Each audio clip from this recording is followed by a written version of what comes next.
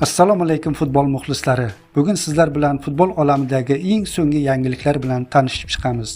Agar kanalimizga obuna bo'lmagan bo'lsangiz, obuna bo'ling va ushbu videoga kanalimiz rivoji uchun like bosishni unutmang. Osiyo Chempionlar Ligasi 2 musobaqasi 3-turdan o'rin olgan Andijon Al-Haldiya uchrashuvidan oldin matbuot anjumani bo'lib o'tdi.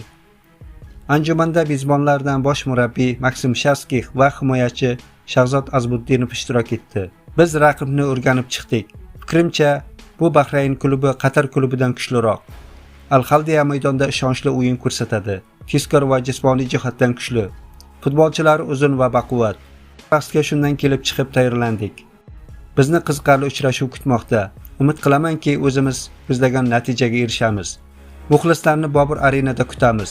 Bu bizga ishonch va kuch bag'ishlaydi, deydi Shaskix. Himoyachi Azmuddinov jurnalistlarga shunday bayonot berdi.